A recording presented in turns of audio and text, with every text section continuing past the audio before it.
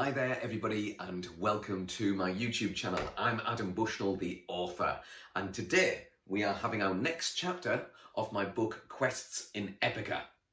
So far, Emily has found herself in a strange land called Epica, along with her neighbour Don, also known as Victor Ree. Terrible name.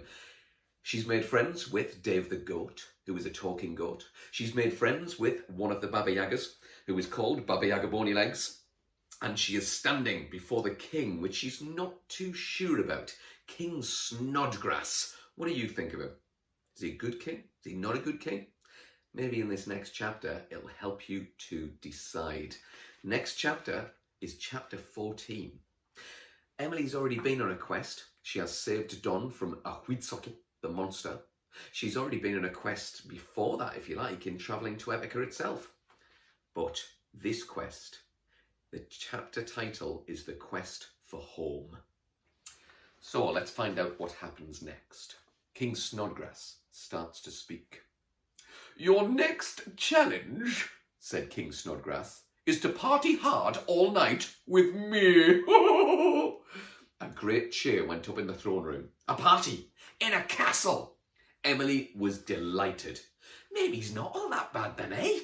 She said to Don. Dave nodded in agreement. Don said nothing. After he had changed from his armour to his normal clothes and Emily had borrowed a beautiful dress, they were ready to party. Dave was groomed from head to toe. Musical instruments that Emily had never seen before played the most amazing music. There were hurdy-gurdies, pipes, whistles, flutes and drums. The music filled the throne room as table after table was loaded with delicious food and drink. The smell of roasted meat filled the vast space. Fruits and vegetables of every sort were displayed with a dizzying array of colour and aroma. The room bustled. Emily, Don and Dave had smiles permanently painted upon their faces. They drank and they danced. They boogied and bopped. They had a tremendous time. When night crept across the land and into the castle, it was time to go. I'll see you soon, Dave, Emily said, cuddling the hairy little thing. I promise. Don't be a stranger, he replied, holding back a tear or two. Dave waved to the courtroom and everybody waved back. Farewell, my champions, called the king as he danced around in circles. Until next time. Then quietly to himself. Until next time. Emily and Don walked across the drawbridge. The stars sparkled in the moat. That was awesome, sighed Emily. It was, agreed Don. It always is. He smiled from ear to ear. How do we get home, she asked. The way you came.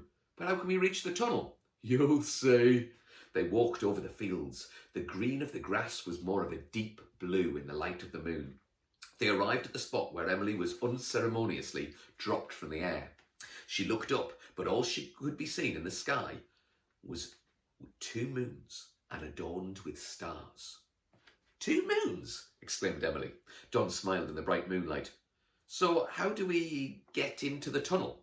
Take my hand, he replied. She did. She looked up and closed her eyes. A purple and blue mist appeared above and slowly descended to envelop them. It then lifted them up and up. Emily gripped Don's hand tighter and flailed her other arm around. Her eyes were wide and something that was not quite panic coursed through her. A large black disc opened in the air above them. They rose and entered the darkness. Suddenly there was mud, cold, wet earth. The mist was gone and they were inside the claustrophobic tunnel. Don climbed and Emily wriggled her way after him. She followed his feet for what seemed like forever, and then she saw light.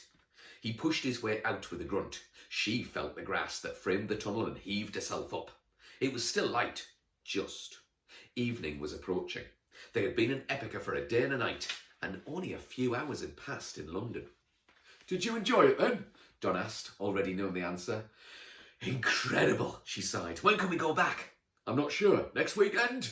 Awesome.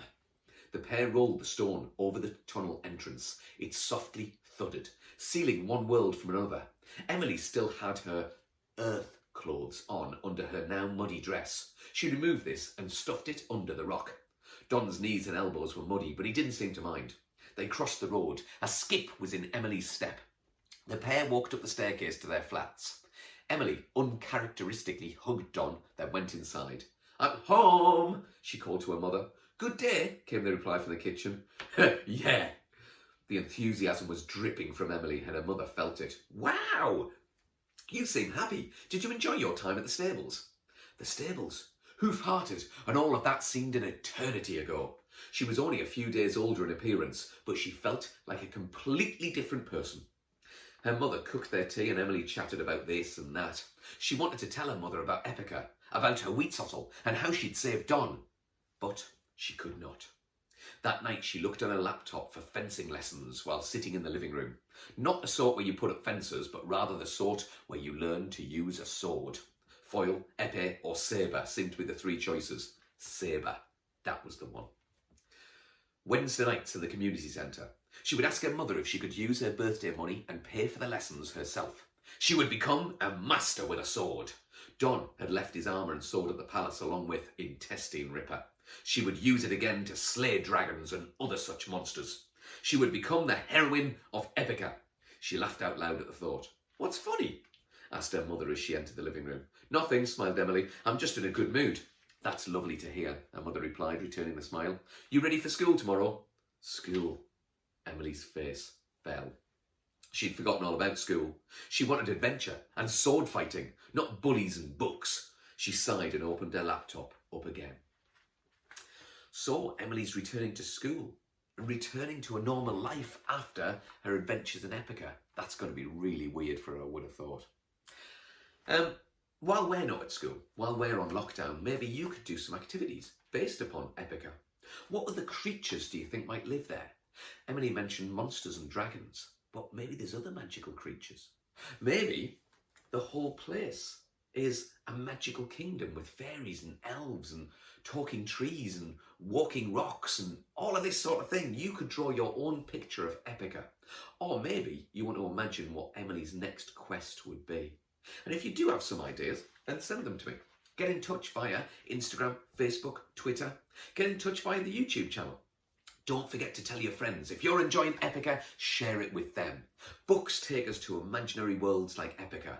If they're stuck inside the house, let them join in with us on YouTube. Let them join in with the adventures of quests in Epica.